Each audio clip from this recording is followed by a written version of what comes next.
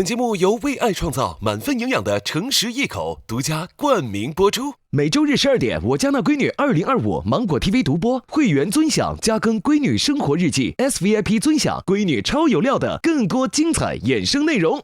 走，去吃大餐。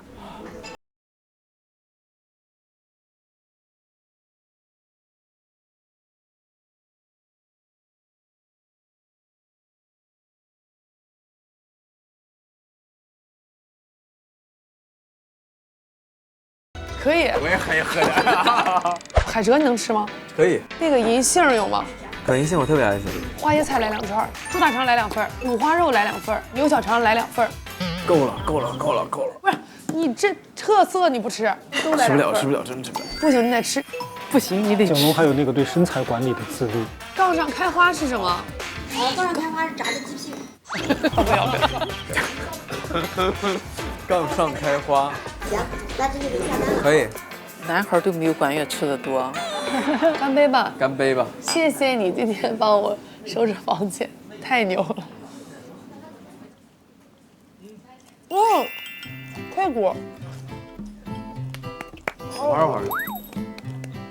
好吃。哎，我觉得吃啊，太治愈了。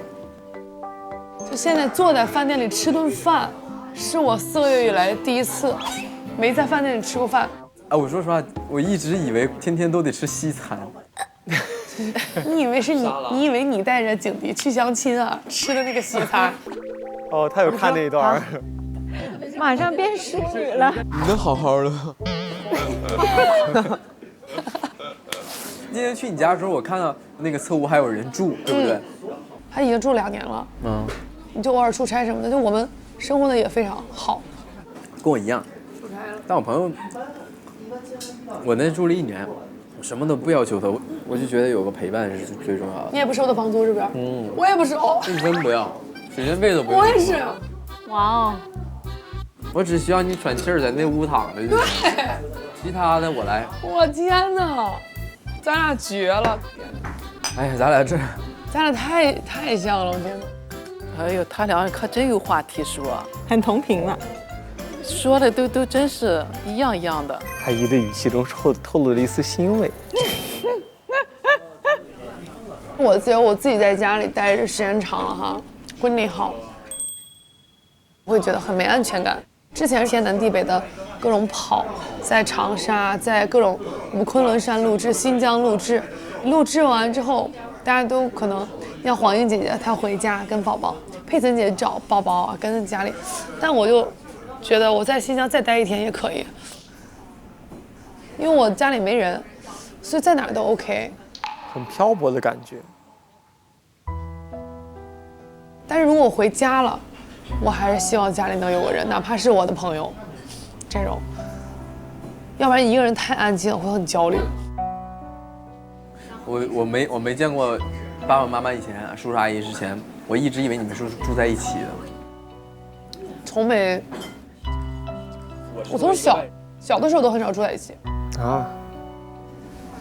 他们是当时已经13岁他们就离婚了。哦。我爸离婚之前，应该他也不是一个特别负责任的爸爸，我认为，他也不是一个经常会陪伴我的一个这样。但是就是我爸妈确实是他俩太不合适，但没办法，我觉得那也是爸爸妈妈这件事情。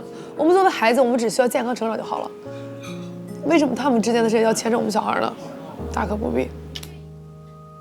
我17就来北京了，那时候你说长大他也懂事儿，说没长大吧，他确实也是小孩，什么都懂又好像什么都不懂。从小可能就是把事情自动的就会往好的一面去看，我不去细想我爸爸妈妈他们吵架然后离婚怎么样，我不去想，然后我当时可能会有一点点的孤单，但是这个孤单我不去面对，我逃避，我满脑子就是说，哎，这米饭真好吃，这大红烧肉真好吃，就是享受在吃里面。他心态乐观，也能让他助力他一路向上扬。但现在你想要的那种家庭模式是哪种？我觉得各自有各自的生活，独立的。那我们也是一家人，也要有联系啊，彼此之间啊，这样子。我有好像会给他很多很多的爱，我会给他给满情绪价值，我会给他很多很多的安全感。但你这种感觉给我的感觉就是弥补了一些东西吧。我觉得没安全感，我就是父母。我在浪姐其实一开始很担心那么多人，懂。就那个不安全感很严重。但还好我们组员好，佩岑姐和崔文姐。崔文姐她就跟我妈差不多大，她就像妈妈一样，像你在这个浪姐里有一个妈妈照顾我一样。你在有安全感的情况下，你这个孩子确实是会更有信心、更有底气和力量，你更加能往外闯。因为你有后盾，就是这个道理。在成团夜的时候，我印象最深就是你爸爸妈妈。我给你看那个视频嘛，我真的但凡谁看一眼都不会觉得是离婚的。哦，对。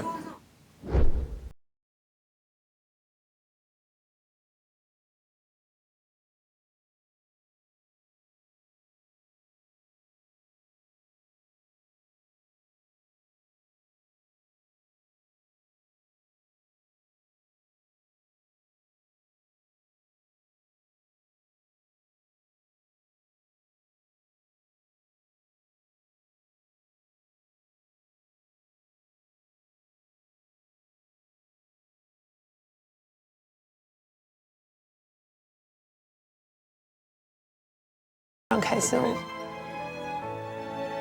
好出色，你的脸，好高艳彤姐姐。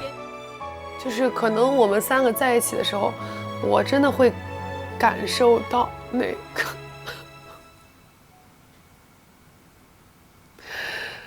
感受到就是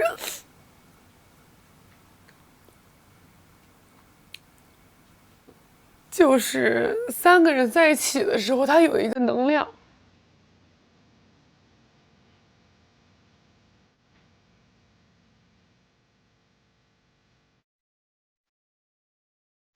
他那个能量还是会在，你还是会渴望得到，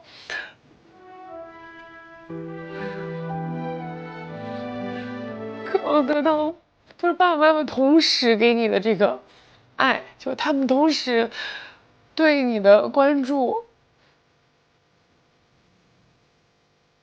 就是还是希望3个人在一起的画面能多一点，因为不知道后面还会有几次这样的机会，都是还好我现在混的还行，要是混的不好的话，真的就是为我们3个人的相聚少了一个好的理由。如果我现在看我混得好一点，他们俩可能会觉得这是他们的一个作品，也会让他们俩变得更加的就友好和谐。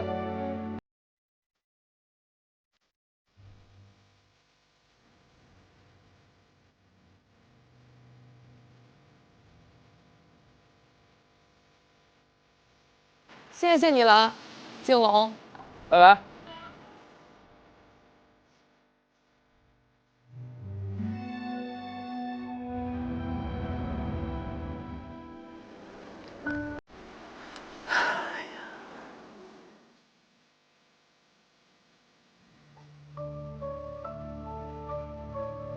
其实刚刚看到的就是之前大家从来没有在荧幕上看到的管乐的那一面。是。所以也真的就是因为乘风之夜这么一个重要的事情，所以阿姨她当时才和叔叔就是一起去了内蒙古。是。其实我和管乐的爸爸离婚的时候，管乐只有12岁。前一段时间我就看留言说，管乐你为什么这么幸福？你怎么给人家呈现的那个面儿就是那么开心？那种感觉哈，当时我看了这句话以后吧，我就想，离婚以后对他没大有什么影响哈。我们家对他的爱是一点都没少。再就是我的父母从来没在管乐面前说他爸爸一个不好，这个很重要。对，完了以后就是管乐就有时候回青岛，他说，妈妈，我想让我爸爸来吃饭，我说好可以。其实管乐小的时候，爷爷奶奶也没看过他，但是管月每次回去，管月就能去上市场给他爷爷奶奶买鸡、买鸭、买鱼、买肉。我想有一次还给他爷爷奶奶买的葱、买的蒜什么东西。哎呦，我说你还给爷爷家买这个？他说我爷爷奶奶他们刚回国内，肯定是家里什么也没有啊。我就觉得，哎呦，这孩子挺用心的哈，心挺细的。管月这儿，我确实是哭的下睫毛都掉了，就是你就会真的觉得，因为我跟管月其实认识很早，我跟他大概对17、18年就认识。但是我觉得今天看这个故事之后，你会意识到，他作为一个专业的、优秀的演员、喜剧演员，这个背后是因为有你这样一个，你对孩子充满了大爱。我刚刚为什么会那么感动？就是我觉得，你其实肯定有很多委屈。但是你会希望孩子有一个他想要的氛围，你会忍下去那些委屈，然后去成全他。是，这个就是，哎，就是我很就是无法想象的一种大爱吧。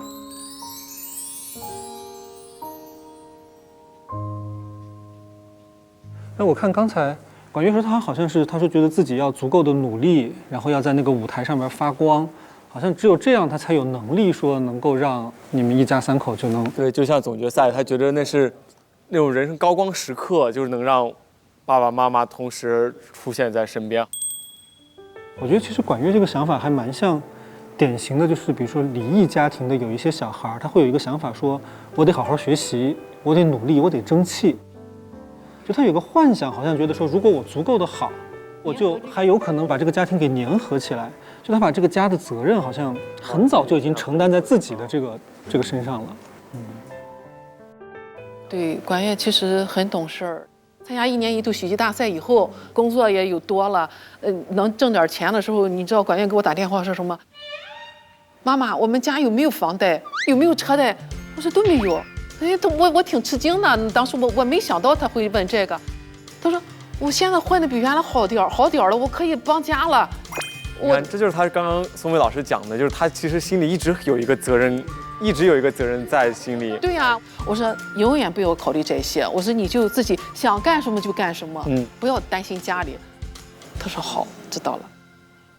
其实我觉得像管月，包括我们上季小子里边看远哥，对，我觉得他们其实是有一点把自己过去的这种遗憾，也当成自己的一种燃料，就是在不断的激励自己往前走。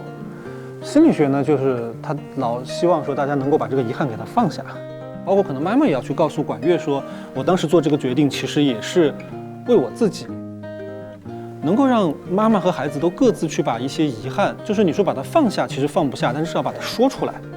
我觉得可能对管月来讲，他也需要找一个时间，就像我们上次说远哥，他也需要找到一个时间点，然后我决定说，在这个时间我做一个选择。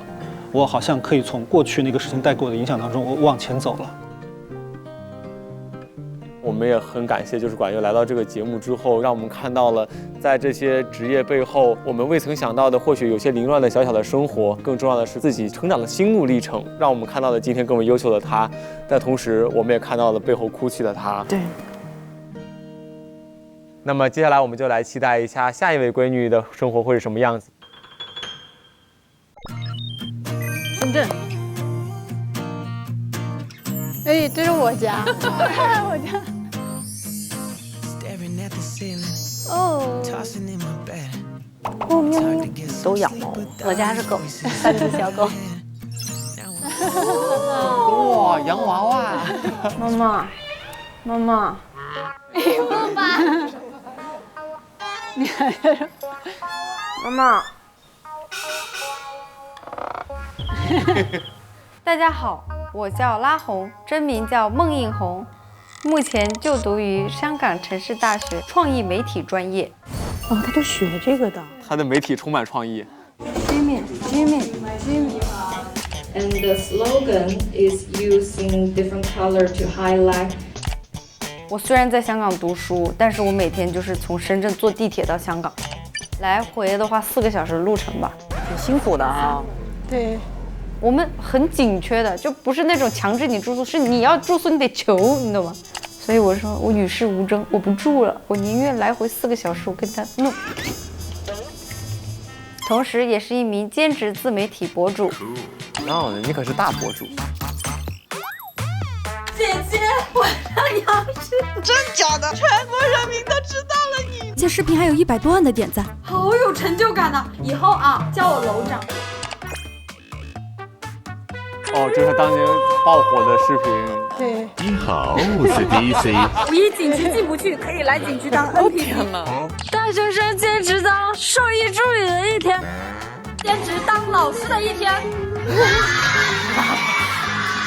5分钟计时开始，大家随意想梦想。你看这是什么？水果。哇塞，超美。BBQ 了，家人们！群里好几个老外秒回。什么？哪里有烧烤？我真的栓酒，家人们，我真的会戏。好漂亮！这个镜头好会切。对，这个切的。好的，我现在给大家介绍一下我们的家庭成员，你先来。我是拉红的爸爸。拉爸。有什么爱好呀？平常？没有。有打羽毛球。哦，打羽毛球。啊。好。你呢？你是什么？我是拉红的妈妈。妈妈。我的爱好多了，我喜欢唱歌，喜欢唱戏，走模特步，还喜欢说湖北大鼓。啊，爱好挺广泛。对对对。够了。啊，够了。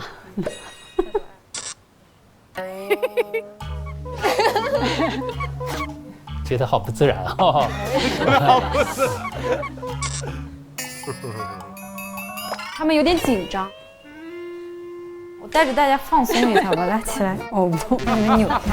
没事。我不紧张，我不紧张。就看拉红平时拍的视频一样。他会干什么？会考虑别人的感受啊，就是比较善良，是吧？感到陌生。然后比如说他也有爱心，需要捐助的慈善呐，他也积极做了。因为拍视频这东西，他也有压力嘛，是吧？就是长辈的角度对他来讲，这个他很辛苦，工作压力太大了。当然了，我们也理解，就各行各业的人都非常累，是吧？但是他还是很爱好这个，就是说，喂，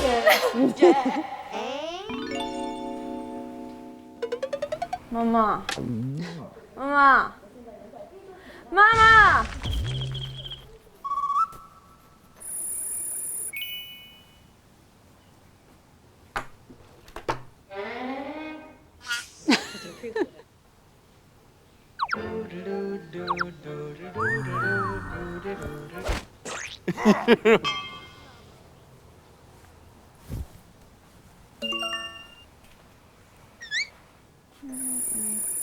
哈哈，请看，为了拍节目，正常我平常都是穿睡衣的，我妈还给我搞了一套穿搭。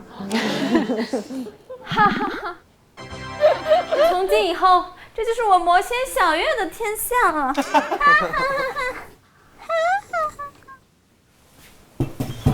他拍视频了哈，他最先他拍视频就是刚开始就是拿个凳子把那个相机架起来。我腰不好，我有一点腰间盘突出，因为之前坐太久了，剪视频嘛，而且又喜欢这样子剪，所以我自制了一个那种简易桌子，还挺方便的，只要你不推它，它都不会倒。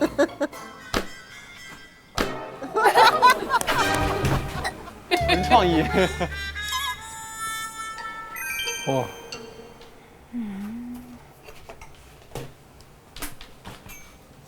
啊，他配音他呀。大家好，这里是拉红桑，我现在人在。大家好，这里是拉红桑，我现在人在肯尼亚首都。大家好，这里是拉红桑，我现在人在非洲肯尼亚的首都内罗毕，这里被称为东非小巴黎。就我们都跟他刚刚去的。啊，您跟着一块儿去的东非？哎，对对。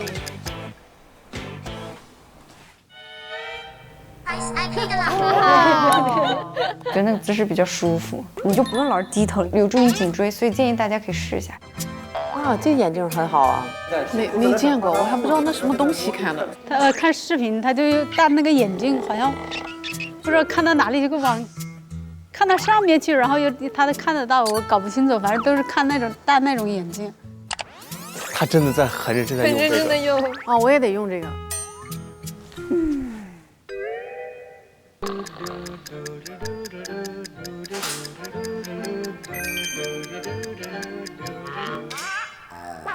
怎么走路姿势都变了？喂，你们好了吗？啊，好了，来啥呀？妈妈开始紧张了。坐着呀。快点！啊，挺配合呀。坐着呀。好的。哇，哎呀，啊，喂，宝宝，那个观察团的成员只能去一个人，那谁去啊？你们俩回来，我测评一下。哦，好吧。让我们速速做一个 PPT。他做了一个 PPT 啊，他搞了一个比赛。我知道你们要争夺这一次去观察我的机会，所以我为你们准备了一个王者之战。这么清楚啊？你看，好清楚啊！谁能获胜啊，谁就可以获得去观察室观察我的机会。华阿姨的表情就是不想去。然后首先你们赛前放狠话。我想赢，我去。啊，那我想输。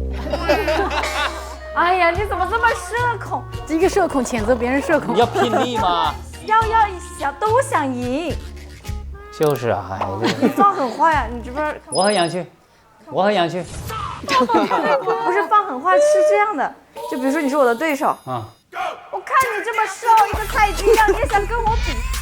我看你这么瘦，一个菜鸡样，你也想跟我比？这个叫放狠话，你要打压对方，凸显自己。你要打压对方，凸显。来，3、2、1，走。我赢你，轻轻松松。我打他分分钟的，只是看我想不想去的问题。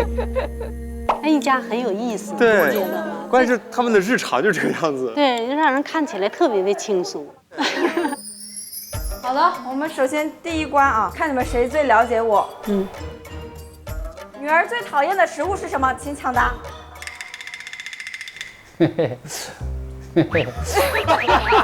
没有一个人答得出。是。顾左右而言他。最讨厌的。因为我觉得他什么都能吃。对呀，所以我没有讨厌的食物啊。食物哦。2个人都没分。第二，锁屏密码是多少？54。答对，妈妈加1分。哦，厉害。女儿的理想型是什么样的？你。理想型是那个卡通漫画上的。对了，妈妈2分。女儿最近一次哭的时候是什么时候？是我惹她哭的时候。好，给妈妈加1分，妈妈3分。哇塞，我赢那么多啊！我不想去。女儿是 I 人还是 E 人？请抢答。妈妈先。都不是。你详细说说。有是 E， 有是 I。好，加1分。妈妈全胜了。你这不是不想来的意思，是想来。不想来，但实力不允许。好，接下来叫百变女儿秀，你们2个每个人模仿我。模仿啊？你真的好积极吗？那是舞台啊。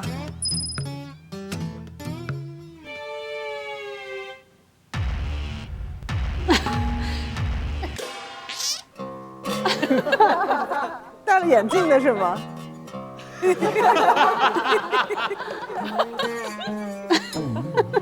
没有。好，到你了，你去模仿。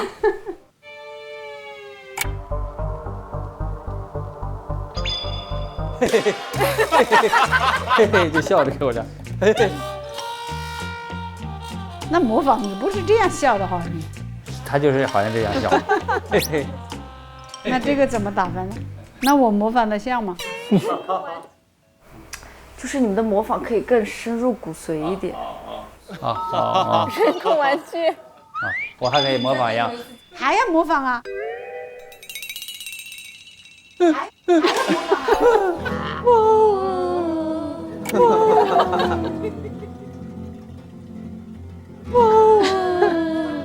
好，这局我给爸爸加，我感觉爸爸的感情比较像。那他哭的时候就这样子，我走不出来了。我想问一下你为什么不想去？你说实话吧。因为我，你是不自信所以不想去吗？不是，因为我怕我不会说话，总说到一半，然后我说话老爱笑，就是不自信嘛。我胆子小，我不想去。看来有必要给妈妈练练胆。妈妈胆子有点小哎。我感觉他们好朋友啊，这个关系。这是我最羡慕的，更羡慕的一种家庭。所以我也很幸福。但是就是这种跟爸妈像闺蜜，就是可能更没有年龄阶级更加紧密的。对，我们家里就是说都是像朋友一样，比如说拉红啊，他要有什么拍视频的，要跟我一起演一个什么，那我马上脑子挖空心思到处去想，配合一下。然后小的时候什么乐器，只要他愿意去碰去学，就让他去学。然后他哪一天说，哎，我不想学了，我说可以不学了。我就是说，你开心就好，好好呀，这是绝对非常有爱的一个家人。吃饭了，吃饭，饿死了。爸爸，吃饭了。对呀，跟爸妈住一起好幸福呀。吃的特别好。哎，我想问你们一个问题。你们昨天不是说你们相亲认识的吗？那你们第一次约会在哪里啊？第一次约会在黄德昌的那个修理店。没有约会。怎么没有约会啊？那叫什么见面？你说是那叫约会？见面。然后我还没走出来，黄德昌就说那个男孩子说他看上你。哇，这样的。你不是第一次在黄德昌那见吗？第二次呢？过端午节，你爸爸约我，约我出去，结果呢，带一个粽子给我吃，哇塞，一餐饭都没请我吃过。现在想想，你就嫁给人家了。你连一餐饭都没有请妈妈吃过。那我们爬山怎么吃？他有没有给你送礼物啊？你问他喽。懒得说。你妈妈礼物也不送啊？他哪里懂这些啊？老头。你看这说明我不送东西他都要嫁给我，说明他多爱我，他多爱我。你们的爱情故事真让人感人。然后连什么时候还你我也不知道，这蒙蒙擦擦的。然后怀疑自己肚子有虫。他现在的创意是遗传自你啊。然后吃打虫药，打虫药。你怀了我吃打虫药啊？你多厉害哦！扛过了，我这么多还没还能活下来，我真牛啊！我真的是确实。你看我那个毕设，你觉得我拍的怎么样？我觉得拍的挺好的，我看人家那评论，好多人说好感动。无数的短视频、热搜和算法推荐闪过眼前，时间久了，我都快要忘了自己是什么样的了。你们看到了我的困惑没？看到了。你觉得这个困惑是什么呀？你的困惑呢？我觉得就是说，有时候可能太在意别人的评价了，可能有时候是吧？因为什么呢？拍视频你不可能永远就是说，哎呀，你的作品都让人喜欢，是吧？对呀。哎，你有没有想过，假如我不做自媒体，我的人生会是什么样的？人生怎么样跟别人一样啊？去找个工作单位上班了，然后早上起来赶车，工作到了6、7点下班。你这说的感觉像是体制内的工作。企业就是这样的呀。企业也是这样的。你现在大厂都加班的，我大厂你可能早上10点、11点到，然后晚上10点、11点走，那也不是天天加班呐。对，因为这个符合劳动法，因为现在有劳动法。劳动法是维护员工的。对啊。流泪了，屏幕前很多人。但是你在企业里面，你就会要跟同事之间要处理这些。我就是现在很不会跟人交往，就是我处理不了人际关系。那这个社会，我跟你说，在中国这个传统，你做一个新时代的人，你肯定下一句就是一定要结婚生小孩。对啊，我是认为这样啊。妈妈，你现在8句不离一个。那中国的传统就是这样子的呀。这是怎么连上的？这个因果关系在哪里？哎，现在就我跟你说，现在就顺其自然。啊，我觉得你毕业了，你碰到喜欢的人就可以谈恋爱。哎，也放假期了，跟你相个亲。他在深圳啊？对呀。见面可以啊？可以吗 ？I don't care。哎。啊！直接发个这。稍微给他修一下。好了，走，洗漱睡觉了。太快乐了，你们一家。但是我注意到我们在笑，但是拉红妈妈是拿着纸巾在擦眼泪的。我不住了，我宁愿来回4个小时。我刚刚看了半天，我在想说，擦的是眼泪啊。还是这里空调太冷了。开场感觉镜头刚拍到你们家的时候，你就开始已经……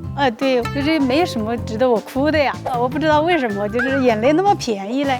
就是一颗当妈的这个心，你知道，因为他最开始看到闺女啊拉的这个杆箱坐地铁，他眼泪就出来了。对，那个拉红爸爸说话，我还先瞅他一眼，我看他这时候哭的厉害，那时候哭的厉害，我看这时候没什么太大表情。就是拉红爸爸表演的时候是阿姨情绪舒缓的时候。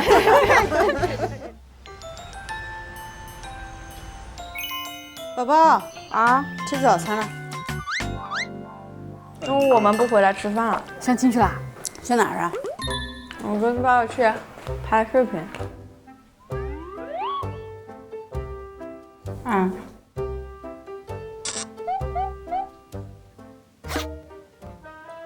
哦，他们俩要干什么去？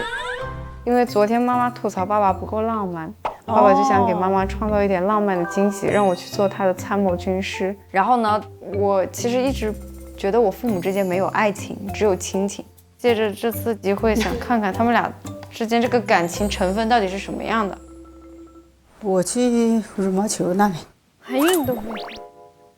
你给他去买什么礼物嘞？你老婆喜欢什么？你知道吗？他喜欢，想不出来。喜欢买衣服，那我们一起去帮他买一条裙子啊。好。基本上他爸做啥都是他教他的，后来之前完全不知道。哦，但他也听到，好像是这个。看头了。这个化妆技术我也是略知一二的。我是这样蠢，好像那种动画片里有人在干饭的样子，这个背影，怎么这么可爱？现在看起来有些糟糕，对吧？不要紧张，因为我还没有施法呢。再不拍就要干了，这个提出化妆棉。上厨房找洗碗棉去了吧？爸爸，这个干不干净啊？什么东西啊？洗碗海绵多用于清洁餐具、家居清洁等。这个干不干净啊？没用的肯定是干净。看这个，魔力擦不更软？这是在清角质是吧？这个更厉害。魔力擦应该用在脸上不会有什么事吧？有什么事啊？材质有甲醛什么的。那你闻一下有没有味道？甲醛没有味道，是没有味道的呀。没有。闻，偶尔用一下。这用上了，让我们见证奇迹。这都能穿，把皮都能戳坏。这玩意儿不行，魔力擦是当不了美妆蛋。所以洗碗棉是可以的吗？你预想一下，妈妈收到你的礼物会什么反应啊？会很开心，很高兴。你晚上要不给她一点惊喜的那种？我有一本书，怎样征服美丽少女？问题她不是少女了。那你看你的问题就在这儿啊！你要觉得你的老婆永远18岁。这里有44条成功法则，44条总有一天能适用吧？红妆还没化完呢。请问今晚有时间吗？今晚有时间吗？天天都睡在一个床上，天天都睡在一个床上，你说今晚有时间吗？你这谈恋爱的根本都不适用的嘛。这本书送的不太合适啊。爸爸，我觉得你是长得非常帅的，但是你的问题在于你不温柔体贴，有时候说话有点尖酸刻薄。你要学会一些漂亮话。我举个例子啊，比如妈妈现在生气了，你对她说什么？假如这个是妈妈，她生气了，你对她说什么？啊，别看我，看她。哎呀，我也想，懂了。我现在想不出来呀。来，那我现在你记住标准答案啊。宝贝，别生气，怪我不好，以后不管你说什么，我都会照办。来，3、2、1，走。你要学会一些漂亮话。太难为人了。爸爸好急促。老婆，都怪我不好，你别生气，以后我不再这样了。好，过关了吧？好，还有一些自己的发挥。OK， 下一个。妈妈穿上漂亮的裙子，你要这样，先看一眼，害羞。我天哪！你今天真美。哇，戏好满啊！来，演练。这个爸爸是能做到的。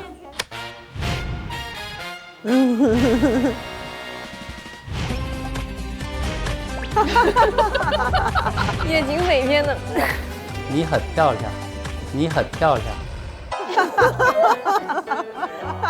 哇，霸道总裁。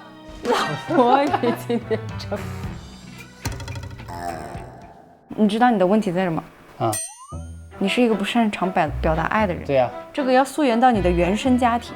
啊，就是爷爷奶奶他们那个本来就不太擅长表达爱，导致你也不擅长，导致我也不擅长。你知道我为什么不结婚，不想生？爱情对我来说可有。还没化好妆。我的妆已经花了。那你干脆洗把脸，把它洗掉了，放拿卸妆水卸掉算了。失败了，卸妆。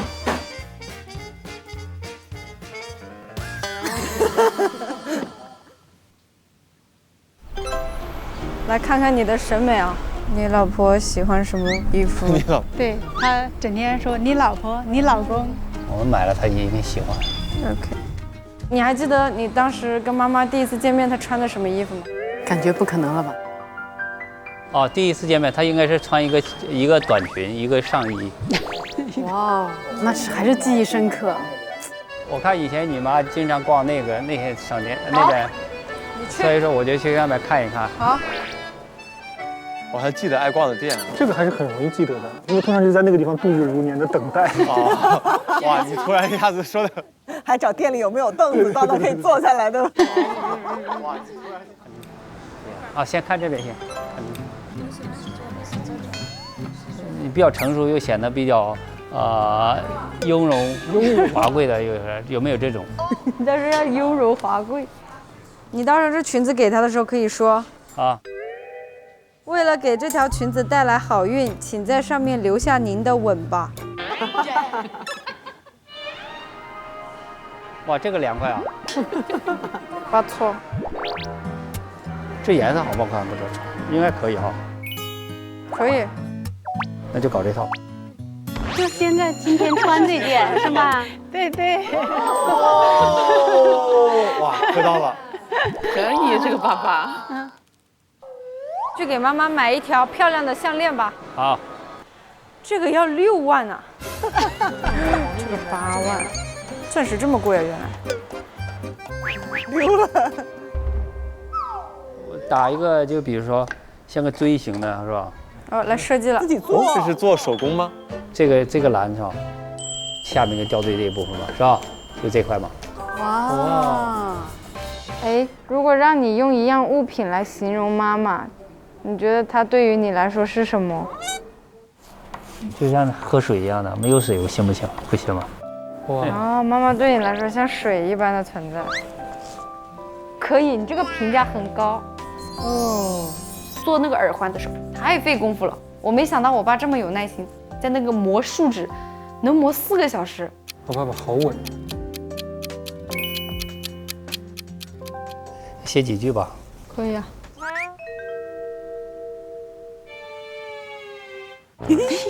写信喽。我觉得爸爸完全不用那本书，他已经无师自通了。爸爸，我妈虽然老是说你不浪漫，但是你要亲她抱她，她也受不了。啊。她把你当哥哥看，你知道吗？我现在跟你爸爸说穿了，他是我哥，我是他妹。哦，现在就是。你有没有想过为什么你的老婆把你当哥哥？哎呀。就是爱情变亲情了。对呀，爱情变亲情。这个我觉得爱情变亲情，这在很多家庭中都是很正常的一件事。因为什么？因为异性，因为陌生，因为不熟悉，大家才相互吸引，去走入生活，是吧？那么呢，当你很熟悉的一个人，你可能就没那么重视了，可以这样说。所以说最后大家都是亲情，是吧？而且呢，这个才能持久。OK。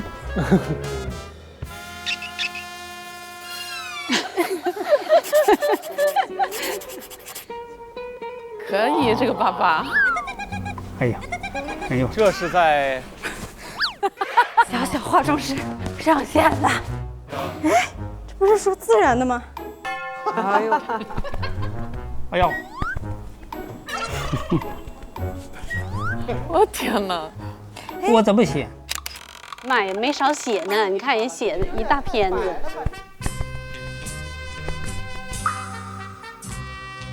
抓个发型。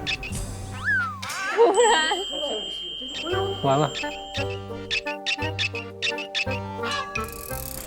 像鹦鹉。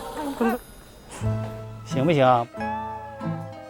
爸爸，我真的是很想给你和妈妈一个特别的回忆，但是你知道我这个人吧，有时候不是很靠谱。叔叔已经很……爸爸好急促。不是，这头发就不用这么弄了吗？这搞是不是流行中很丑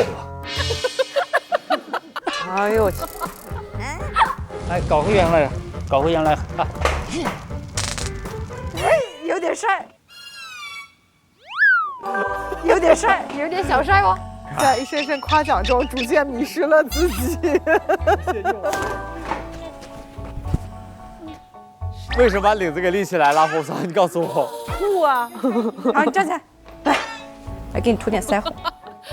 哎呀，这爸爸可以啊！粉嫩小俏皮帅哥，有点意思。画了一下，确实那天挺帅的。我说那个，爸爸你先进来吧，你坐在中间。哎，爸爸，你这样，你藏在帘子后面。藏不了，露脚。哎呀，你没事。露脚。你藏在帘子后面，你这样。哎呦，完美，全配合。你就藏在帘子后面，不要出来。那我要说什么？我一点都看不出。妈妈啊，来吧。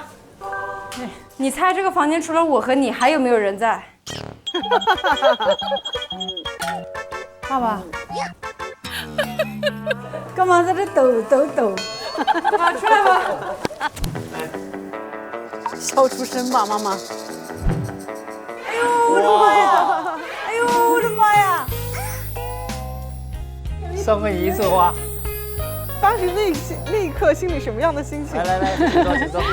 还挺开心的。哎呦，来，我买了个衣服送给你。妈呀，这衣服挺凉快啊！这个凉快啊！一家人彼此真的太了解了。都要超度师傅了。哎呀，哎呀！啊！今天谁化的那个妆也很自然的。妈妈人真好。我画的啊？真是我画的吗？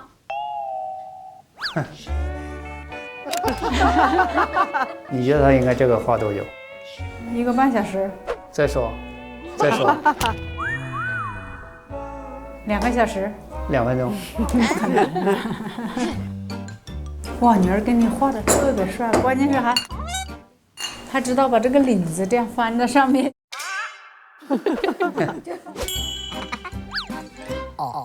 妈妈喜欢的是《奋斗》里面的那种帅哥风格。哦、看。哦。哇，做的好好。咦，这个，就你看又不透亮，啥玩意儿？你猜这个多少钱？是他帮我买的。对。你猜在哪里买的？路边摊儿买的。48。我猜不到。38。他不可能猜到的，放心了。你们2个人难道还能给我买个38？打死我也不相信。其实今天我和爸爸先看了一个首饰，8万，红宝石。我们觉得我们买了你也不会开心的。不，我开心对吧？我是不是你这么想的？手工制作的啊，你会喜欢。你给他看一下。哎呦，他给你磨了1个下午。如果别人要3000块钱，我磨1个下午，我肯定不卖给他。对啊，是不是？那就是情义无价了。开始找补。对，谢谢，没关系，爸爸，你第一次做这个做的已经很好了。我觉得做的很好。哎，他俩这个互相的情绪价值哈，还是会给到的，肯定很好了。对呀，手工但是，而且你看灯光下它还有这个透亮，你看又不透亮，觉得有透亮了。妈妈，待会儿你戴上好不好？好。好看，这个颜色多漂亮。哇，这个你看起来还可以吗？可以。哇，你们今天还是情侣装哎。哦，都是白色的。谢谢你们，今天这么有心啊。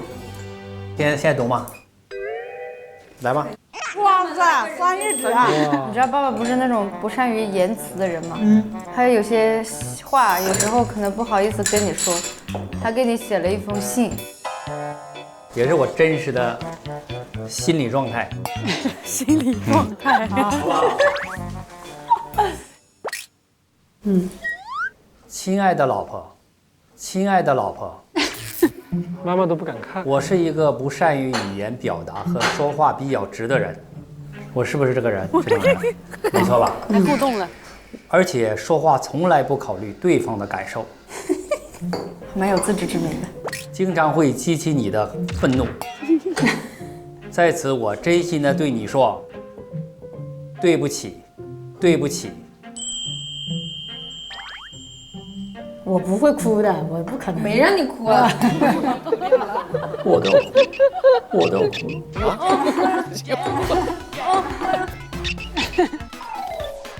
记得今年春节，我在大年28在医院做手术，当天是你把我送到医院，并陪在我身边。我回家休养，每天要换3次药，一连1个半月都是如此。你都没有一句怨言，在我内心里对你非常感激。今天我想对你说，老婆辛苦了，我爱你，我爱你。哇，谢谢。可以，这个爸爸。哎呀，眼神接触。从来没听你说过呀，这是那我内心感激。让爸爸眼眶都红了，爸爸哭了。哦，哭了。春节的时候，他从来没有说一句说，哎呀，好像想感谢我的话，从来没有，心里还是有的，对吧？奖励你一场菜。哎，其实我今天有改观呢。啊？我一直以为你们俩一起搭伙过日子这种亲情，但我现在发现你们俩就是感情还是非常深厚的。就是我改观是在他写信还有读信的时候，我发现他把自己说哭了。我说这是动了真感情，因为我一直觉得我爸是那种很冷漠、很超级大直男，他不会因为感情上的事有太多波动。但是那一次我才发现，原来他还是很爱我妈的。虽然小打小闹，但是就真的还挺依赖彼此的。所以我觉得这应该也算是爱情的一种吧。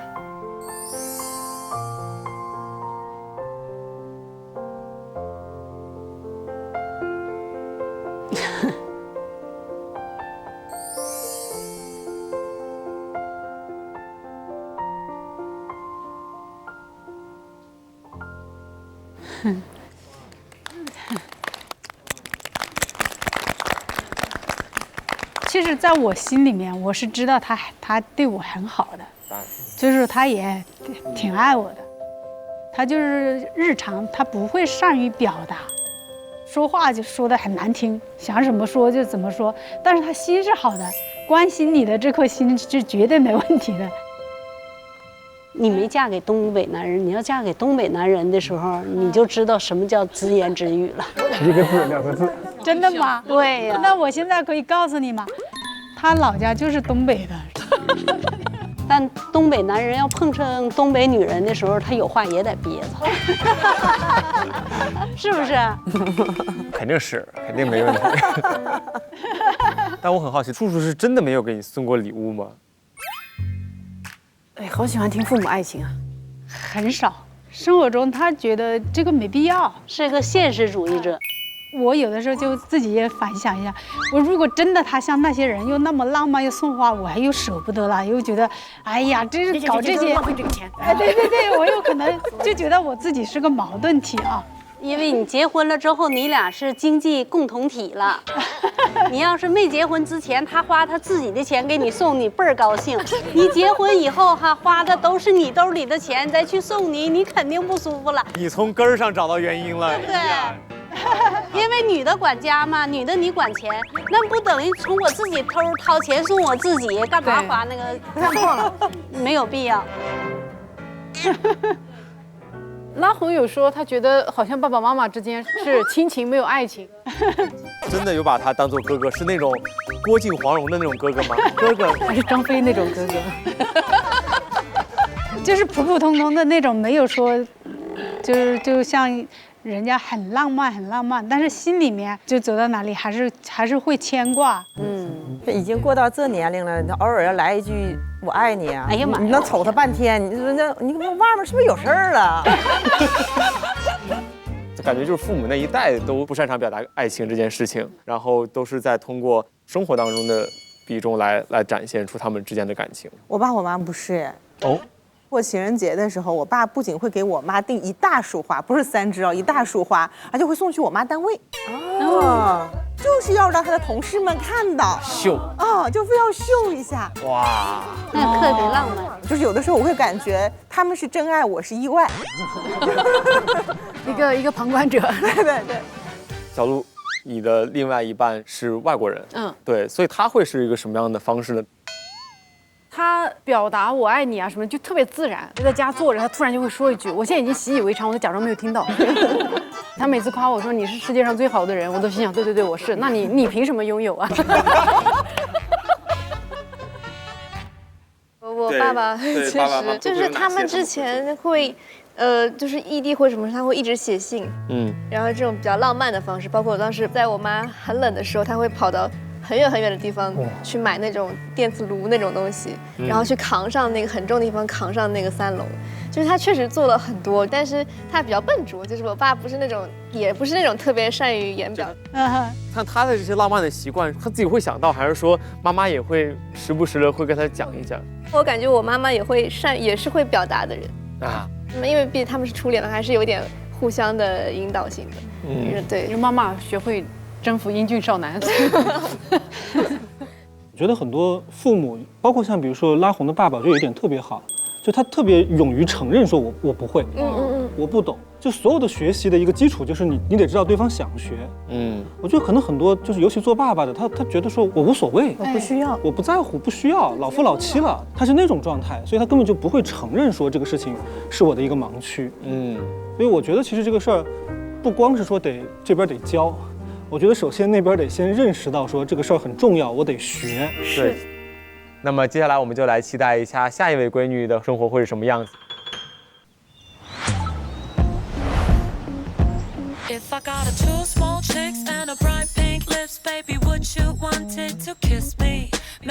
膏，哇，架子鼓！哦，他现在还练架子鼓了。画室。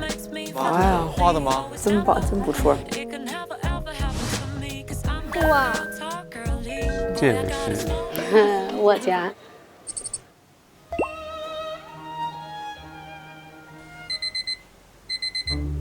7点。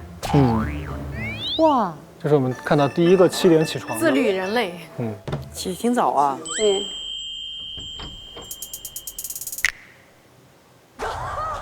哇，口呼吸矫正贴，我买过不同款式的，我从来没有坚持过。鼻贴也有。他说口呼吸会这块越来下颚线越来越那个疏。大家好，我是张雨绮，是董春华的女儿。我最开始出道的时候是以模特的身份，后来转型做了演员。现在呢，在舞蹈和声乐上也在进行学习。未来希望大家可以见到更多面的我。哇，你是谁？我从未见过。哎呀，承让。你们这些姐姐都这么恨家吗？你怎么知道的？哇，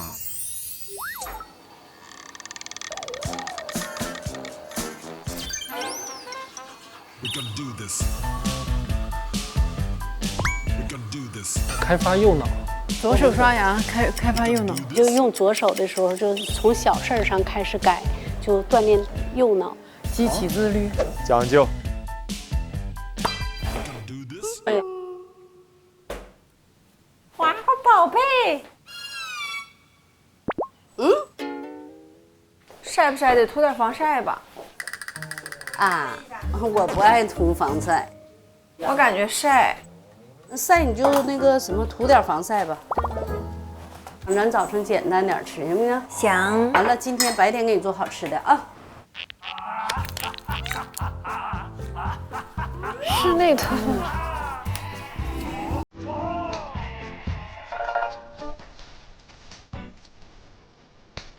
他很自律吗？非常自律。我现在对雨熙真的充满了敬佩之心。是你们这一挂的？没有，我出门都不会涂这么多。一般人做不了这事儿了，我跟你讲。白多了。雨熙是一直这么自律的吗？她一直很自律。从她开始室内涂防晒，加那个口呼吸贴，每一项都十分的震撼了我。我觉得我在室内能做到直立行走，已经是很自律的状态了。会做到吗？做不到，我室外也就涂个脸。那他做这件事情的意义是与工作有关，还是与工作无关？基本上都是与工作有关的。因为他觉得口呼吸下颚线会那个不好看，完然后会越来越这个就连起来了嘛。他说我作为演员来说，我美也是我的非常重要的一项那个工作。你是为了这个职业要负责嘛？就是你要保持你的好的状态。对。饿了，妈妈。很快啊，宝贝儿，做饭。那天给他烙的饼，这大饼，哎呀妈呀！哎呀，做的这么好。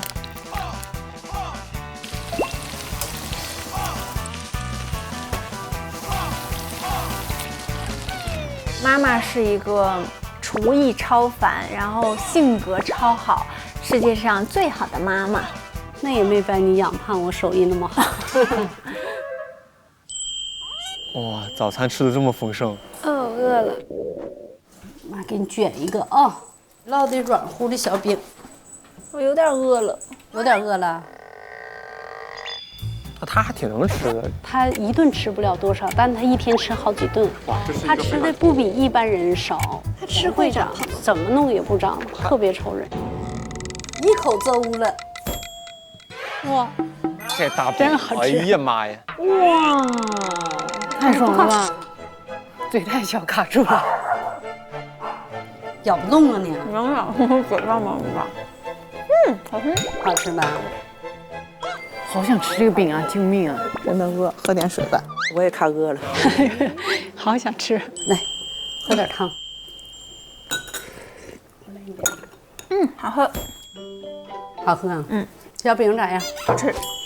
情绪价值给的满满的啊！花花几点了？赶趟不赶趟？赶趟。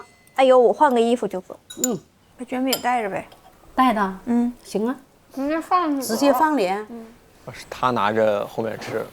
对他带着来，他说别浪费了。真不错。我化妆去了。你去吧，我也去化去。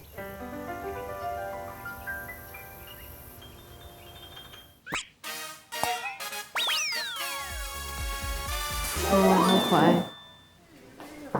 哎，宝贝，我已 OK。啊，赶趟。看我还咋样？我画的呀。来，过来看一眼，我技术上涨没？没有。这是一个。你是靠天生丽质的。哎呀，真会说。其实有点上涨。你就实话实说，没关系。诚实一个。下眼影可以再多一点点。你给我扫两下。稍微低一点点头啊。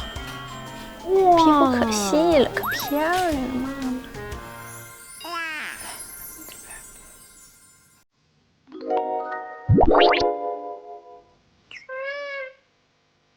我得时刻进步啊，哪块画的不好了，你告诉我，我下回我自己就改了。行，你看我新买的头花，这个啊，好看吗？这个挺好看的，扎高点可以吧？头发哈，哎不，对，这样好，这样露出一点是吧？显得颅顶高点哈。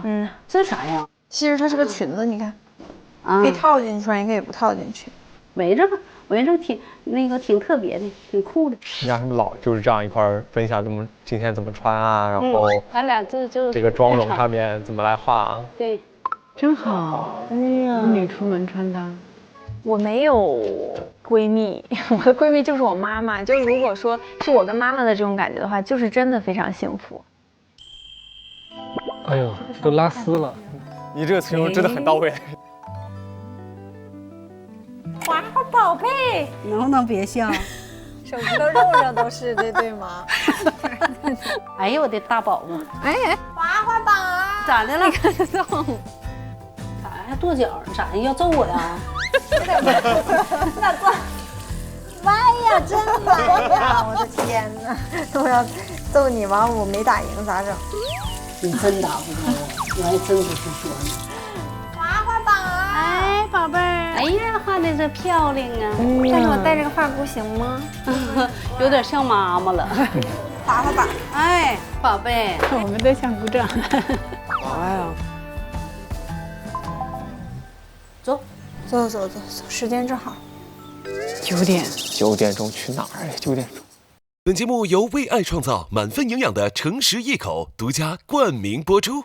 本节目由24年专注除螨的科学除螨官满庭品牌赞助播出。蹲现场，10点半开抢，动感地带芒果卡带你直通超级现场。此时孙怡尚未起床。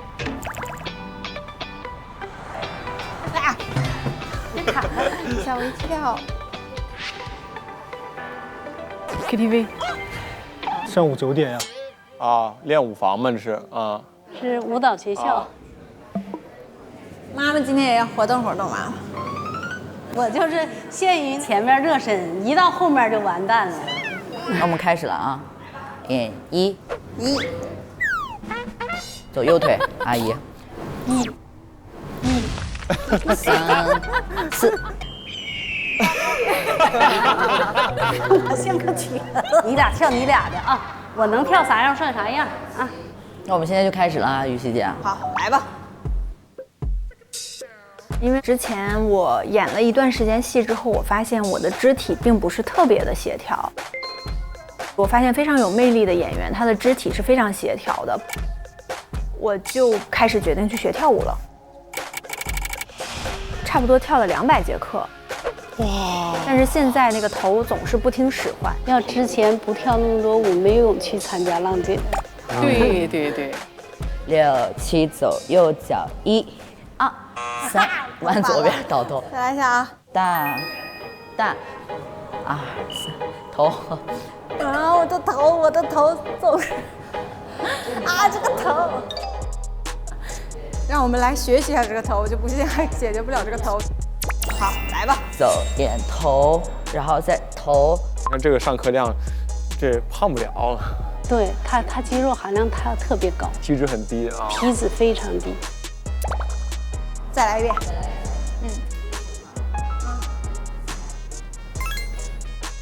哎呀，你这么上了，阿姨，没事，我总上。露宿服。让人家给他拍那个练习室。对，平时我也总给他拍。再来一下。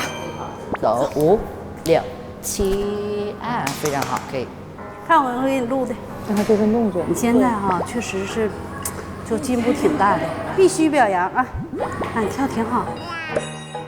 好像还行。5、6、7，走。2、3、4。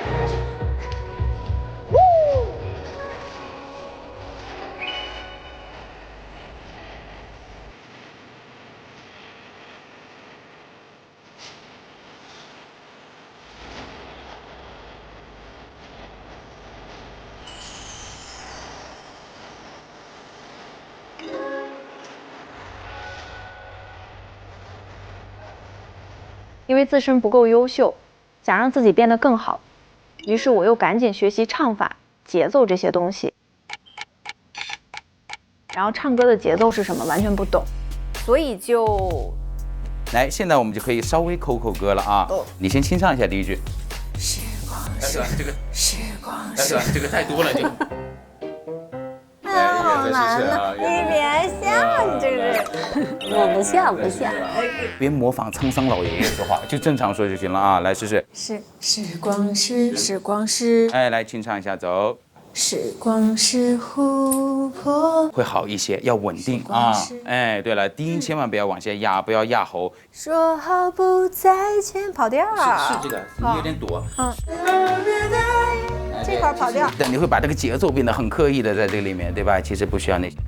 我姑娘长得像花瓶，但是我姑娘又不是花瓶，她非常的努力，就非常有能量向上的一个人。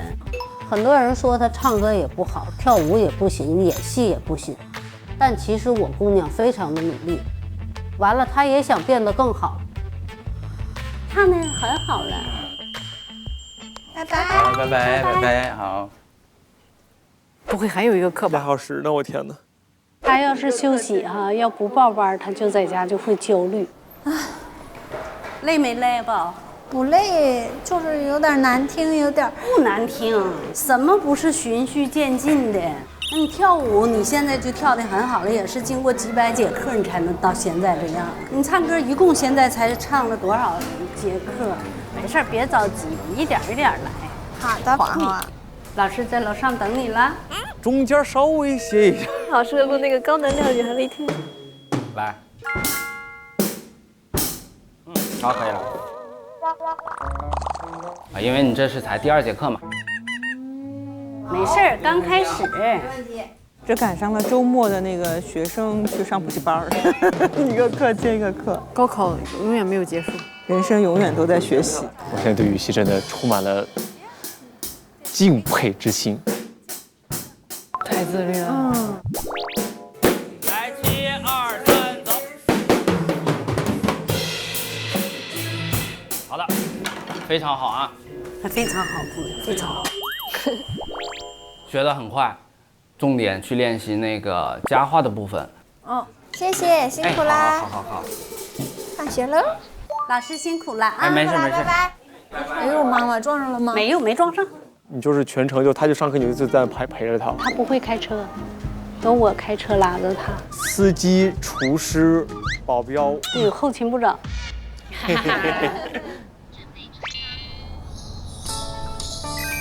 这路挺好。我录的还行。哎呦，真路挺好。小时候没天天送你上学放学，现在开始天天送你放学上学的了。你这全补上。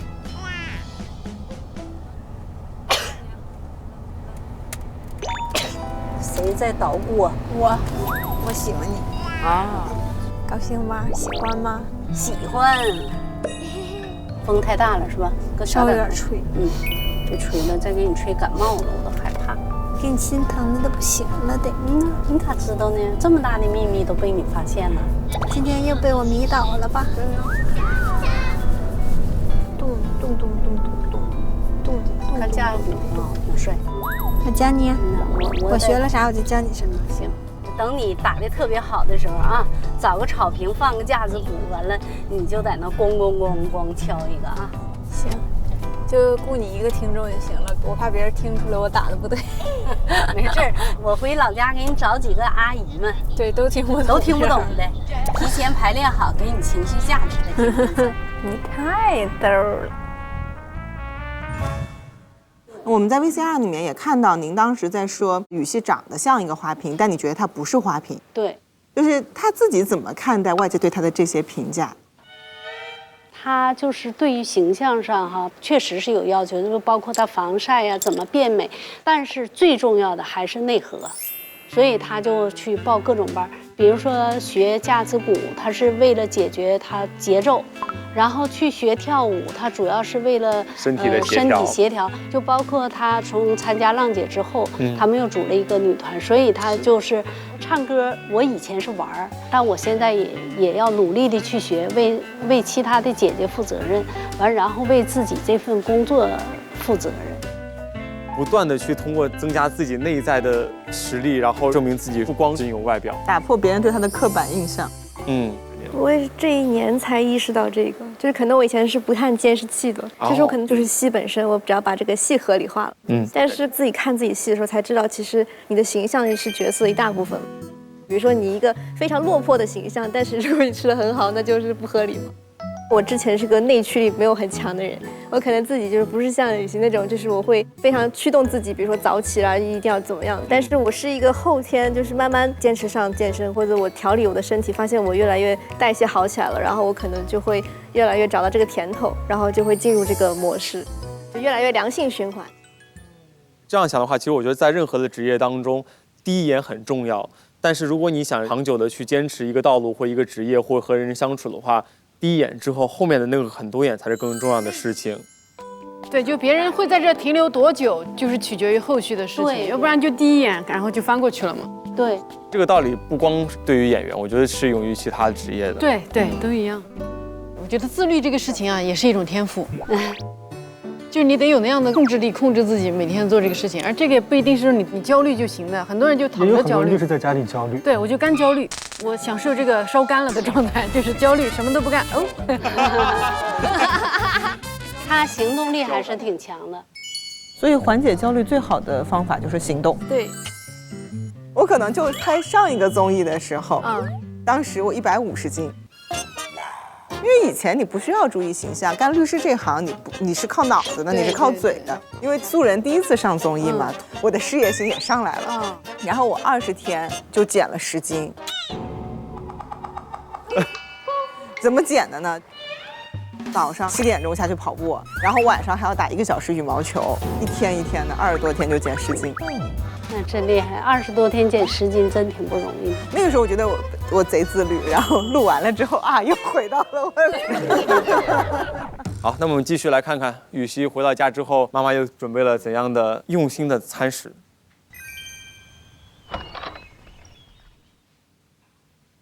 来，宝贝儿，你吃啥？我好做饭。我想吃锅包肉，可以。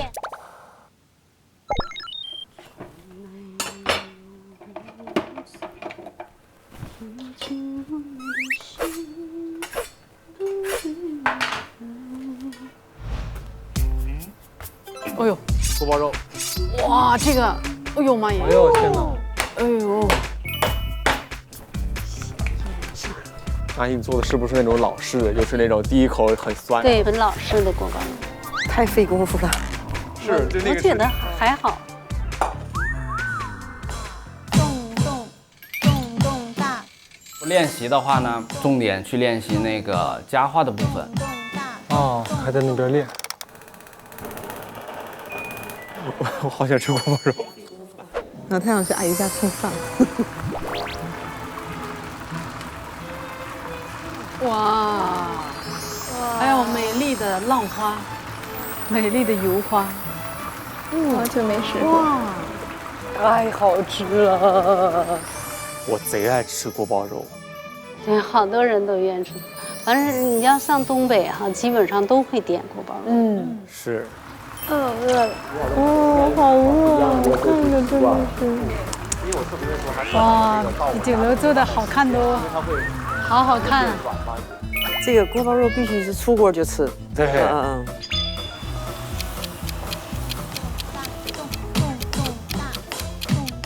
雨熙，吃饭了。好，今天就到这儿。这一天天的，哎呀，吃的也太好了。反正我做饭不犯愁。好香啊，妈妈，酸溜溜的味儿。这咋样？马上好吃。可以啊。甜淡酸甜都口正好了。不错嘛。他是吃不胖，然后还是运动量足够大。他运动量太大了。那这个辣椒可能是有点辣。好吃。这个辣椒好。这肉挺实在，肉老实上了，老大一片。好吃，啊，你要干什么？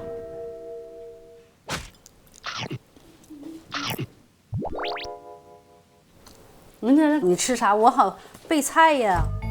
哎呀，你这也太专业了。挑吧，我来看看。吃炖菜、炒菜、凉菜。88道。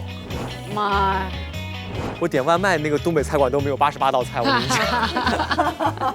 就是因为在剧组嘛，我做饭不光给他一个人吃，小红啊，什么圆圆呐，还包括我们剧组的那个小化妆师啊什么的，谁不吃香菜呀？谁愿意吃什么，谁不愿意吃什么，我都知道。哎，阿姨做饭真好吃，我就好了。你说我好吃，我就使劲做，使劲做的那种。不敢夸，人一说我做菜好吃，我就猛做。就使劲做，使劲做。阿姨账号是多少？叫董华华。对，就使劲做，使劲做。做饭做到希腊了，太好吃了。做到国外去了。是真的 popular。我下次就继续努力。我给大家讲一下咱妈的经历。咱妈是年轻的时候是女强人，不能说非常成功吧，但是也是小有成绩。但是到2000年左右，我妈妈就开始做全职的家庭主妇。这一段期间之后，大约10多年，对妈妈其实不是那么适应，然后妈妈就会觉得自己有点没有生活价值。有一段时间给我的感觉就是灰头土脸。后来我就让她过来我这边，我们娘俩也相互有个照应。再后来我就给妈妈想办法去做了短视频。自从妈妈跟我一起生活后，开心了很多。就是真的非常幸福。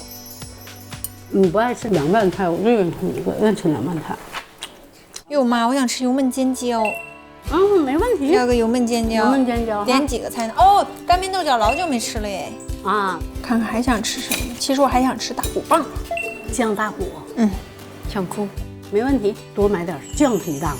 你知道妈妈每一天都会给你的感觉是你很幸福。其实我觉得隔代能够有这么密切的沟通的一个前提，其实是在于上一代人，他能够换位思考，他能够体谅我们年轻人现在所处的一个环境也好，压力也好，想法也好，就是跟我们没有明显的代沟的差异的。对。前面雨熙还讲了说，现在您是在做自媒体博主，但很早之前已经是这个标准的女强人。就是也算不上女强人吧，反正我就是从年轻那时候就自己创业嘛，反正就做小买卖嘛。但后来就是有了弟弟之后嘛，就一直就做了全职的家庭妇女。后来弟弟慢慢也变大了，也不太需要我怎么照顾了，然后就觉得生活很空虚。最重要是你认为你本身没有价值。后来雨熙就鼓励我说：“哎呀，反正你平时也做饭，你看你做的还挺好的，那你就录点短视频呗。”做了之后，还有挺多小伙伴们都挺喜欢看的。哎呀，看了阿姨做的饭好好吃啊，什么什么的。也有小伙伴留言说，通过我的视频学会了做什么什么菜呀、什么的。哎，你就感到找到自己的成就感了，就还觉得挺好的。借这个自己爱好的机会，然后又找寻到了一些外界的声音和肯定。对对对，我自己有这种感受，就是我爸，我现在感觉他就是半退休状态。他现在工作也不太需要他，之后他其实会陷入那种到底谁需要我那种落差状态中，所以才会老是追踪我们的社交媒体嘛。对，他也是在给自己找那个事情来干。我妈是退休之后，我以为她会去跳广场舞，结果她去走模特队了。我妈也是，她年轻的时候其实就有这个想法。我觉得她是找回了自己年轻时候想要去做而没有做的事情，也是一种价值回归的体现。我在家的爱好就是我自己做那个手工包，做手工制作。完了以后呢，在家就是追剧啦，看脱口秀，都挺开心的。看脱口秀是太开心的事儿了，因为你看的时候，你心情特别好，你还很笑起来嘎嘎的哈。我觉得这真是，不是刚才我一看那个小鹿，我说，哎，这个女孩我怎么那么面熟？工作人员他说，说小鹿，哦，我说脱口秀，他说对，我说他找了个老外，他说对，写进段子里的好处。所以我觉得现在呢，话语场其实是年轻人更多一点，所以其实老年人他们有的时候，好像是需要在年轻人的话语场里边去找自己的那个存在感。然后我女儿呢，他们去年有一个老师布置的作业，就是打电话做访谈啊。然后她跟我爸打电话吧，她一开始可能也是觉得有点平平无奇，就是也没经历过什么。但是其实她讲的很多事儿，我女儿是根本不知道，所以很好奇。后来我爸就越讲越自信，然后我就鼓励他，我说你其实可以把这东西写下来。他好像在写这个的过程里边，我觉得他是回到了一个他的话语场。我觉得这个其实在我自己的体感当中，有时候是帮助上一代去找到他们那个位置的一种方式。宝贝儿，哎，你说哈，我这个为啥字儿这么大了？咋的？他不是，那我花眼就给我整这么大字儿，他为什么是个这么大的字儿？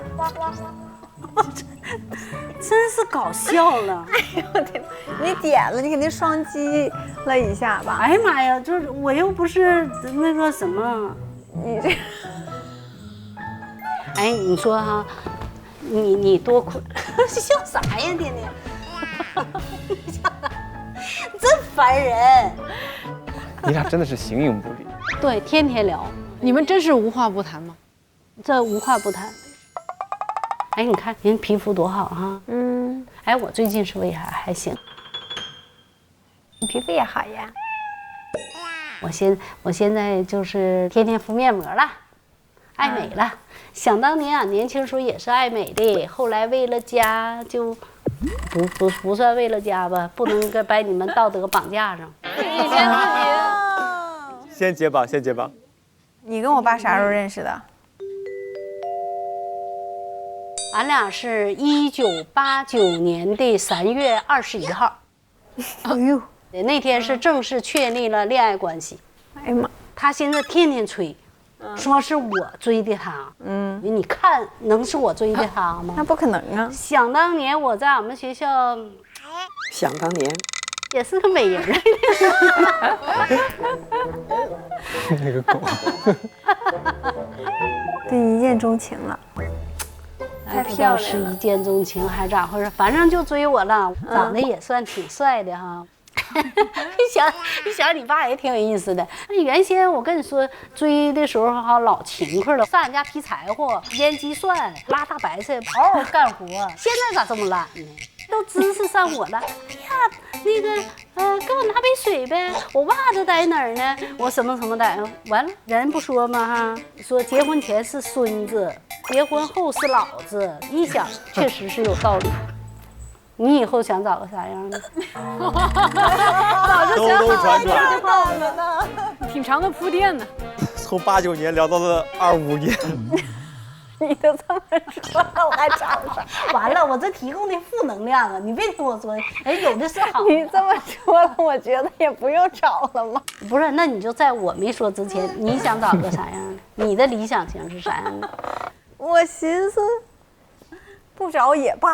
哎，我跟你说，你可别，你这明的讹我哈！到时候你爸一看啊，这原来这坏主意都是他妈给那个啥的。我姑娘不结婚，现在还没结婚，不谈恋爱，都是怨他妈天天给他那个儿子、孙子、老子会发号施令什么。但我爸是不是还结婚？没有像你说那样。我觉得我就想找一个能让我更好的，就是首先让我情绪稳定。我觉得这个很重要。其实以前可能就是年龄小一点的时候会在意，比如说，这些外在条件啊什么的嘛啊。但是现在我觉得性格真的挺重要，就是跟这个人在一起的时候，你得看自己越来越好。因为我是一个如果不工作就是会在家里的人，我非常不喜欢那种特别爱喝酒的人，因为喝酒确实就伴随着，比如说很喜欢跟朋友聚会，很喜欢去唱歌，很喜欢去应酬，然后喝的就是那种醉醺醺的回来，这个真的是有点接受不了。只要不是年龄差距别太大吧，就是也不要大特别多，也不要小特别多就好了，因为我怕心智上我们可能会比较聊不来。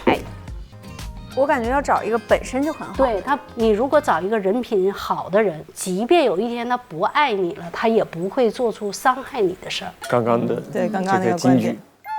实际人最后找的和你自己的理想型并不一定一样，有的时候爱情就是你设定说你想找一个什么样的，实际上等到你碰着那个可能跟那个不一样的人，你还偏偏喜欢上了也有可能。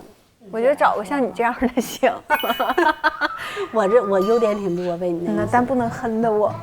那可没准儿啊，我可没准儿。妈妈，你困不困啊？困不困？有点困了，今天早点睡吧。上楼睡觉吧，我也要洗洗涮涮的就睡了。来，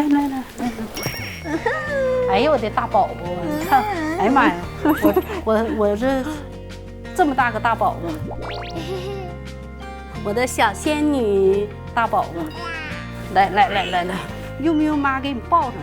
你说我能不能抱动你？你可别抱了，不行，不同意。你说咱俩谁有劲儿？肯定你有劲儿。咱俩掰1万呢。啊！肯定你有劲儿，你就想办法把我扳倒就行。哎呀！哎呀，你绝对扳不过我。哇，这个果然颠了很多勺哈，这个里面。可以。哇！但他挺有劲儿的，他也挺有劲儿。这那么多肌肉。哎呀，你绝对扳不过我。那个已经开始作弊了。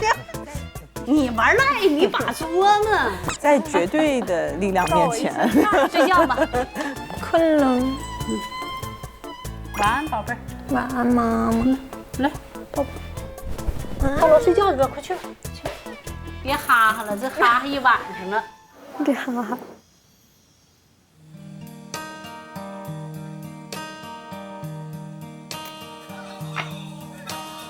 Picture a place that's far from danger,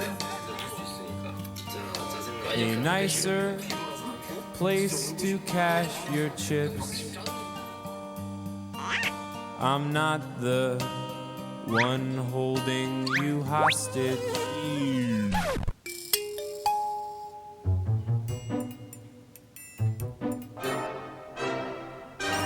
Wow. Picture a place that's far from danger, a nicer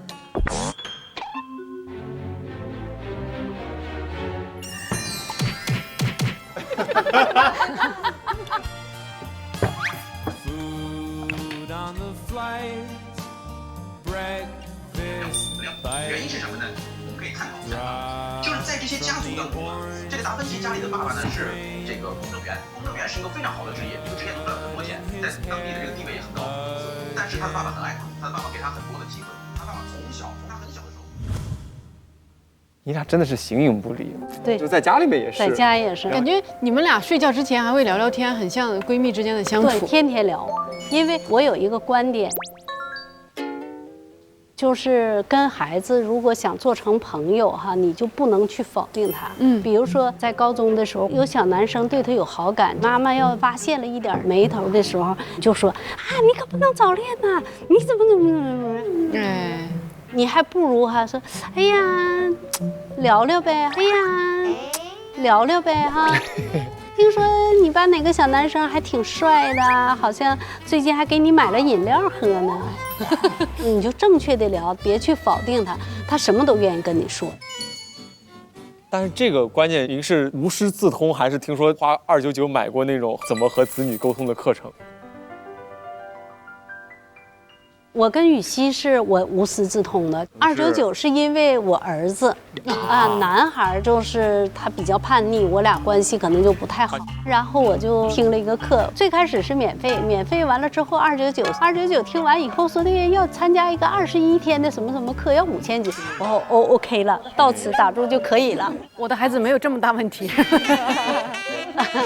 而且你应该找他退钱。因为你只买了和子沟通，我跟雨熙是我无师自通的，应该是150就差不多了。小小跟妈妈的话，能算到闺蜜的。闺蜜跟妈妈就是之间那种感觉，就是大部分时间还是像朋友。我其实觉得，就是父母跟孩子做朋友，包括像就是平辈这样去交流，这个事儿还算常见。但是说到这种程度，你看小刚刚都已经不太敢说我们处成闺蜜，就是因为你这个程度，我觉得真的已经是非常非常少见了。宝贝，我给你卷蛋，我看看那样的话呢，有进步，哎呦我的大宝贝，打得特别好，对，哎呦，啊，宝贝。因为我们家女儿现在其实13岁，我感觉已经有好几年的时间，她拒绝让她妈妈叫她宝贝，她觉得说你叫我宝贝，就我现在已经是个大人了，你叫我宝贝有点把我叫小了啊，就她已经开始有点这种独立意识了。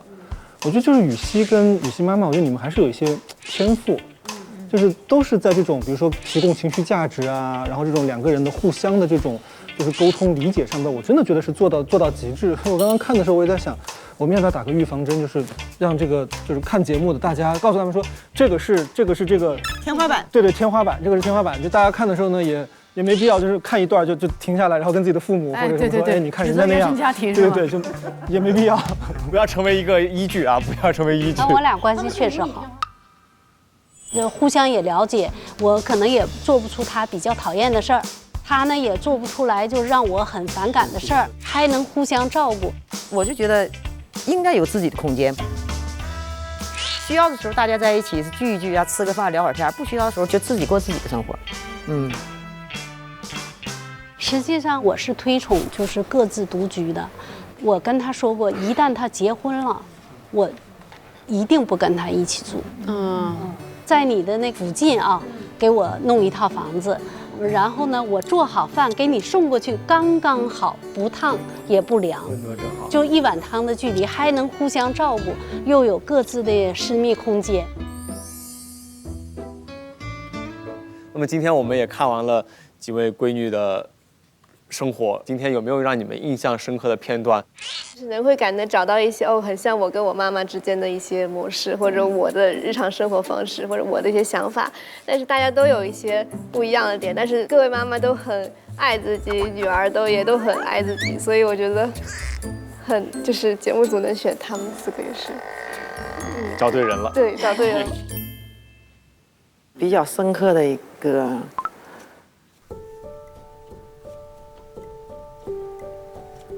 怎么说呢？我就觉得他哭了那时候，我觉得是你没想到，没想到的，一直觉得他是个挺坚强的人。其实今天看到这一面，我觉得其实他有脆弱的一面的，是不是？他只是不在我面前去表达。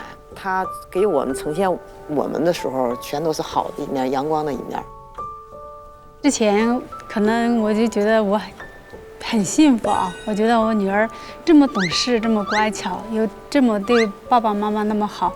我今天通过我们这4个家庭，我觉得生女儿真好，生女儿真好。总觉得这一句很到位啊。对，我觉得真的是感觉到就是生女儿真好。都不错，你看每个女儿都很努力，是。你看你女儿，我看又唱歌又跳舞的，你看她原来不是演员，你看她都一点一点都撵上来了。我觉得这个女孩也很自律，也不是。我自己也是个闺女的爸爸，所以我其实是有一点想学习，就是做一个爸爸。我觉得今天是有在拉红的爸爸身上学到，就是勇于暴露自己的比如说笨拙呀，包括自己的一些弱吧。男性我觉得有的时候还是希望把自己给撑在那里，有的时候就特别下意识想表现自己逞强。然后我也确实能看到说，从孩子的角度，有时候要去表达自己的需要，然后从父母的角度，有时候要让孩子看到说我们作为一个后盾支撑你。然后当这些东西都被表达出来之后，其实孩子他也可以往前走得更远。然后从父母好像也可以在后边过得更加的自在，所以是很多的启发。我看拉红整个家庭氛围的时候，我这种感觉就是我们都觉得这种抽象的小孩自由自在，而这些都是父母具体的爱堆砌出来的。其实今天我们看到了一个神仙妈妈团，也会让我很想我妈妈。我跟我妈也是一个朋友之间的关系，就好到什么程度？我在家里追综艺，我在家里看选秀，我在家里看《名侦探学院》，我妈陪着我一起看。哇！但其实你知道，就是出了这个演播厅，在更广阔的这样的一个网络环境当中，我们看到的代差之间导致的代际沟通失调，产生2代人之间的怨怼是很多的。可能上一代人会对自己的小孩说，哎，别人家的孩子怎么样啊，就你不争气，而小孩会觉得你父母没有给我托举啊，那我出生就是牛马，那有些人出生就是骡马，所以2代之间的冲击是很大的。那我们看到一个和谐的家庭，它之所以和谐，是因为2代之间它的这个情感联络是不一样的。小时候可能是父母给我们一点点提高认知，把他们的经验言传身教。长大了之后，你会发现孩子很优秀，带着妈妈告诉妈妈，你要爱自己，你要去找到自己的价值，你可以去做自媒体博主，继续发光发亮。这就是一个非常良性互动的家庭关系，这是我在这期当中所看到的最大的亮点。谢谢我们的神仙妈妈团，谢谢你们。其实我们也希望用一整季的时间，就像是拼凑魔方一样，把每一个闺女、每一个不同的彩色的那一面拼在一起，然后让他们展现出来属于他们个体那种绚烂的光彩。希望这样的光彩也能够成为一种力量，传递给屏幕前的各位观众朋友们。那么也希望大家能够继续关注我们本季的节目。这里是由城市一口独家冠名播出的《我家那闺女2025》，本期节目就到这儿了，再次感谢各位，那咱们就下期继续，拜拜，拜拜。欢迎我们的新朋友小婉，终于见家长了，宝贝，宝贝，我也不知道约的是谁，宝贝啊，美涵，宝贝，看到了什么？哼，这是闺女吗？有一点点小的情况，小情况是。哎，有桃花哦！哇，我跟他发个信息，我脸都会红的那种。我天，真的假的？是爱情的感觉。哇！说说你们喜欢什么类型的？我看能不能给你介绍一眼。相亲就是垃圾堆里面相互扒拉着找。天哪！我的相亲对象长什么样？好好奇哦。我可以把这个桌子举起来。我也可以。让我们好配呀！磕上了，磕上了，让我们在一起。开心死了。好好玩。我种草了，阿姨。就买这么些玩意儿，天天买破烂，听着好累呀。哎呀，我。你要和面吗？可以呀，他还会和面。我有的时候碰到我邻居，我赶紧低着头走。你开这个农场是为了躲他们吗？西西，你觉得你的理想对象应该是什么样子的？有点像我妈跟我的生活。找个妈，你这姑娘挺虎啊。我心里构思我们可以在那里打起来。这忍不住，对不起。我昨天回家的时候，其实我还有点失落，你知道吗？你是会在乎别人对你的看法吗？我会。谁说我什么耍大牌了？类似于这种，我本来不想说，但我说了一遍，然后我就从此以后我就再也没说过这件事。哎呦，管他呢！我不敢，就是我觉得我已经被规训到已经没有棱角了。天哪！哇！我享受当下的这个事，我不会。我发现其实我在大家心目当中没那么重要。啊？我很难相信别人的。我做好准备，就是我一个人过一辈子这样。我都差不多这样了，很难心动，非常难。他们看我这样，觉得我疯了，我还能失去啥？最差也就这样了。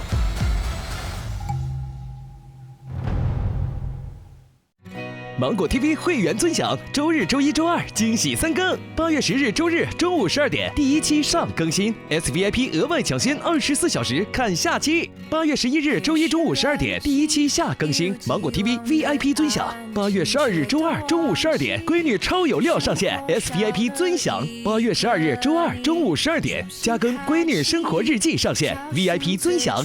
好好爱自己吧，我家那闺女呀！大家看我家那闺女2025的同时，也别忘了升级芒果 TV 会员，加入芒果超品俱乐部，追我家那闺女2025，将你的脑洞创意一键直通制片人，和节目共创内容高光，更有幕后探班、福利彩蛋等你开启。更多专属权益，上芒果 TV 搜超品俱乐部，进入智能电视应用中心，打开芒果 TV 电视端，大屏4K 更清晰。更多精彩内容尽在新浪娱乐微博综艺新浪综艺，上微博关注节目官方微博我家那闺女官微，获取更多嘉宾动态和惊喜互动福利。上微博带话题我家那闺女发博讨论，和微博网友、情感专家、大 V 博主共同分享更多闺女成长感悟与家庭关系奥秘。短视频特别合作平台抖音，内容合作平台小红书，短视频合作平台快手，独家中文百科合作平台上百度搜索我家那闺女2025，精彩内容尽在百度百科。特别合作前程无忧 YY 直播途家民宿婚礼季闪送。